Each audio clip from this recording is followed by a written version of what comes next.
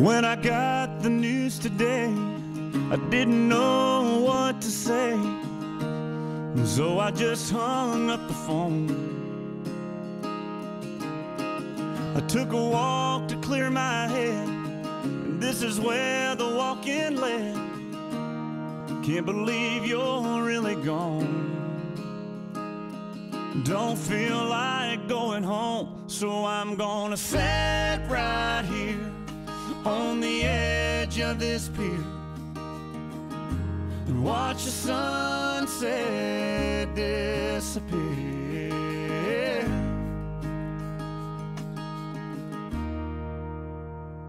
and drink a beer.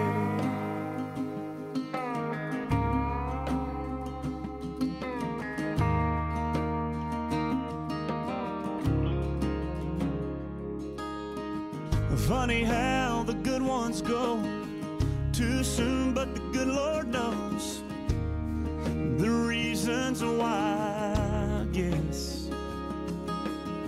Sometimes a greater plan is kinda hard to understand. Right now it don't make sense. I can't make it all make sense, so I'm gonna sit right here on the edge of this pier and watch the sunset disappear,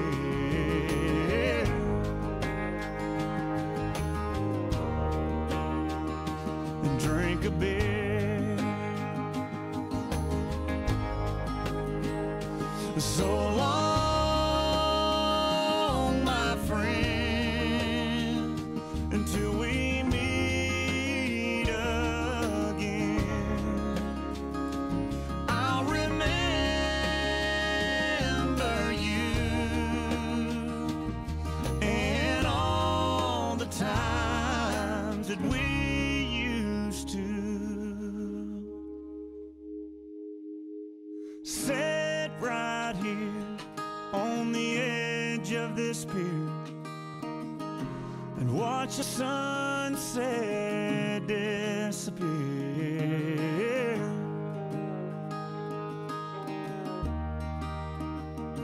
and drink a beer,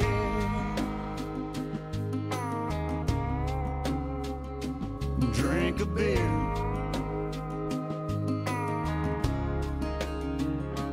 drink a beer.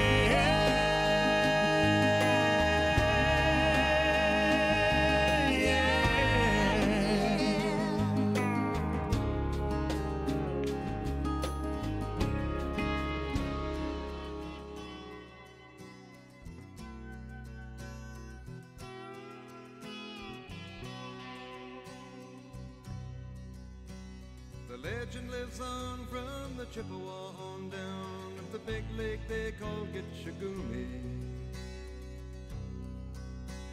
The lake, it is said, never gives up her dead when the skies of November turn gloomy. With a load of iron ore, 26,000 tons more than the Edmund Fitzgerald weighed empty. That good ship and true was a bone to be chewed when the gales of November came early. The ship was the pride of the American side, coming back from some mill in Wisconsin. As the big freighters go, it was bigger than most, with a crew and good captain well seasoned, concluding some terms with a couple of steel firms when they left fully loaded for Cleveland. Then later that night when the ship's bell rang, could it be the north wind they'd been feeling?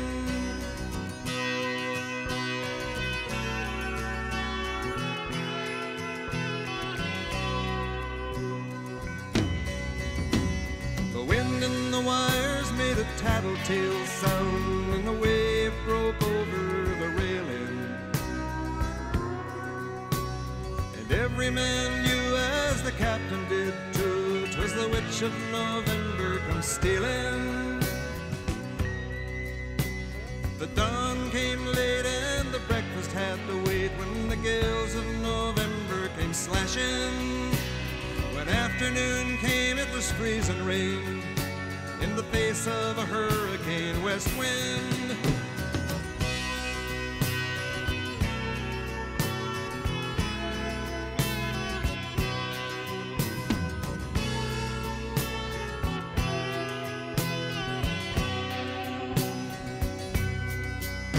When supper time came, the old cook came on deck saying, "Fellas, it's too rough to feed you."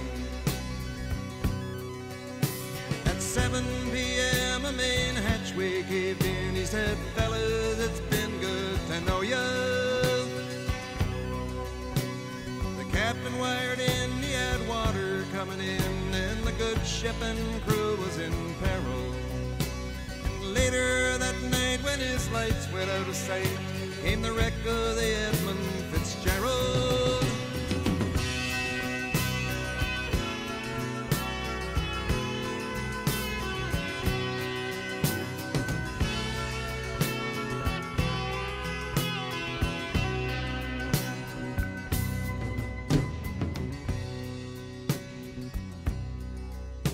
Does anyone know where the love of God goes when the waves turn the minutes to hours? The searchers all say they'd have made Whitefish Bay if they'd put 15 more miles behind her. They might have split up or they might have capsized. They may have broke deep and took water. And all that remains is the faces and the names of the wives and the sons and the daughters.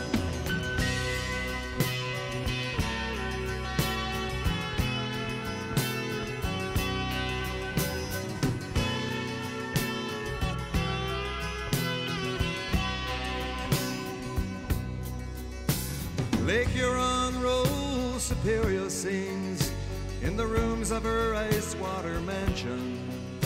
Old Michigan steams like a young man's dreams. The islands and bays are for sportsmen. And farther below, Lake Ontario takes in what Lake Erie can send her. And the iron boats go, as the mariners all know, with the gales of November remembered.